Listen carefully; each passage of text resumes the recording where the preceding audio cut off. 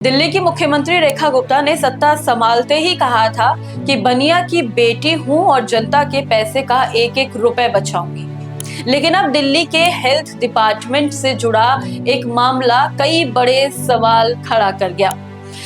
सरकारी खरीद में करोड़ों रुपए की कथित अनियमितताओं के आरोप लगे हैं। कई अधिकारियों की गिरफ्तारी हो चुकी है और जांच अभी जारी है। तो क्या वाकई दिल्ली के हेल्थ विभाग में बड़ा घोटाला हुआ है? अगर हुआ है तो कैसे? कौन कौन लोग इस जांच के दायरे में हैं और आखिर सरकार की जिम्मेदारी कहां तक तय होनी है? आज इसी पर बात करेंगे। नमस्कार, आप देख रहे हैं न्यूज़ आई। मैं हूं आपके साथ काजल चौधरी। देश में एक तरफ राम मंदिर चंदा घोटाला की चर्चा थी, तो वहीं दूसरी तरफ दिल्ली सरकार के हेल्थ डिपार्टमेंट से जुड़े एक और बड़ी फाइल खुल गई। एंटी करप्शन ब्यूरो की जांच में करीब 650 करोड़ रुपए की कथित अनियमितताओं की बात सामने आई है। आज इस वीडियो में हम समझेंगे कि ये पूरा मामला क्या है, जांच एजेंसियों के आरोप क्या है और अभी तक क्या कुछ कार्रवाई सामने आई है। सबसे पहले समझते हैं कि आरोप आखिर है क्या। जांच एजेंसी के मुताबिक सरकारी अस्पतालों के लिए खरीदे जाने वाले मेडिकल उपकरण और दूसरे सामान बाजार कीमत से कई ज्यादा गुना दाम पर खरीदे गए हैं और उनके लिए टेंडर तैयार हुए हैं। उदाहरण के तौर पर जिस पोर्टेबल एक्सरे मशीन की बाजार कीमत करीब 1 लाख रुपए बताई जाती है, उसके लिए सरकारी रिकॉर्ड में 33 लाख रुपए तक का मूल्य दिखाए जाने का आरोप है। अब इसी तरह 448 एक्सरे मशीन की खरीद लगभग 148 करोड़ रुपए दिखाई गई, जबकि इनकी अनुमानित बाजार कीमत करीब 45 करोड़ रुपए बताई जा रही है। अब इसी तरह से सीआर रेडियोलॉजी मशीन है जिसकी कीमत लगभग 25 लाख रुपए है, लेकिन उसे 1.10 करोड़ रुपए तक दिखाए जाने के आरोप लगे हैं। अस्पतालों में इस्तेमाल होने वाली चादरों पर भी सवाल उठ रहे हैं। दावा है कि करीब 150 रुपए की चादर 450 रुपए में खरीदी गई और कुल खरीद 75 करोड़ रुपए दिखाई गई, जबकि अनुमानित बाजार कीमत इससे काफी ज्यादा कम है।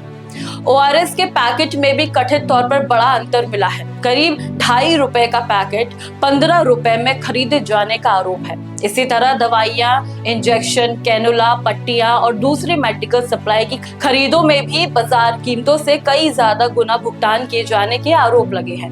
अब इन्हीं सभी खरीद को जोड़कर जांच एजेंसियां लगभग 650 करोड़ रुपए की कथित अनियमितताओं की बात कर रही है। हालांकि दिल्ली सरकार इस आंकड़े से सहमत नहीं है और उनका कहना है कि इतनी बड़ी खरीद तो हुई नहीं है, इसलिए इतने बड़े घोटाले का दावा बिल्कुल झूठा है।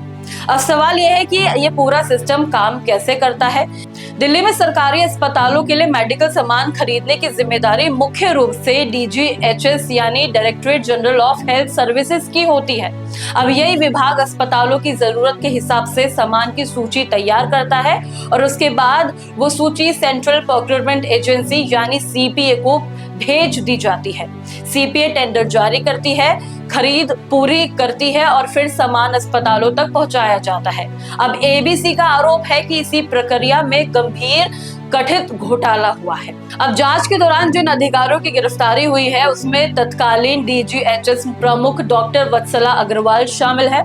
जांच एजेंसियों का आरोप है कि जरूरत से ज्यादा खरीद की सूची तैयार करने और पूरी प्रक्रिया में उनकी भूमिका रही है।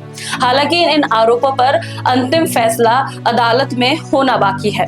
दूसरा नाम सामने आ रहा है विजय कुमार रंगा का, जो सीपीए में हेड ऑफ ऑफिस थे। अब उन पर आरोप है कि टेंडर प्रक्रिया से जुड़े दस्तावेजों और फाइलों में अनियमितताएं हुई हैं तथा महत्वपूर्ण रिकॉर्ड छिपाने की कोशिशें की गई है। अब तीसरे अधिकारी नीरज चोपड़ा हैं, जो डिप्टी कंट्रोलर ऑफ अकाउंट्स थे। आरोप है कि भुगतान से जुड़े बिलों को मंजूरी देने के दौरान वित्तीय अनियमितताओं पर ध्यान नहीं दिया गया और उन्हें भी जांच के दौरान गिरफ्तार कर लिया गया। अब जांच में एक और नाम बार बार सामने आ रहा है, वो है राजीव रंगीला का। अब एबीसी की एफआईआर के मुताबिक कथित तौर पर कुछ सेल्फ कंपनियां हैं और कुछ टेंडर प्रक्रिया में उनकी भूमिका की जा रही है। हालांकि अभी तक उनकी गिरफ्तारी नहीं हुई है। इस मुद्दे को लेकर विपक्ष लगातार सवाल भी उठा रहा है कि अगर उनकी भूमिका इतनी महत्वपूर्ण है तो उन पर कार्रवाई क्यों नहीं हुई। अब उधर दिल्ली सरकार का कहना है कि 650 करोड़ रुपए का घोटाले का दावा तथ्यों पर आधारित नहीं है। सरकार का तर्क है कि जिस खरीद की बात की जा रही है वो पूरी तरह नहीं हुई है। अब इतने बड़े घोटाले का सवाल फिर कहां से उठ गया? यानी एक तरफ जांच एजेंसी के आरोप है तो दूसरी तरफ सरकार का बचाव है। ऐसे में अंतिम सच्चाई जांच पूरी होने और अदालत की प्रक्रिया के बाद ही सामने आएगी। फिलहाल इस मामले की जांच जारी है। अगर आगे कोई इसमें नया अपडेट आएगा तो हम आप तक जरूर पहुंचाएंगे। अब आप बताइएगा इस पूरे मामले पर आपकी क्या राय है। अगर आपको वीडियो अच्छा लगा है तो इसको लाइक कीजिए, शेयर कीजिए और हमारे चैनल को सब्सक्राइब करना ना भूलें। धन्यवाद।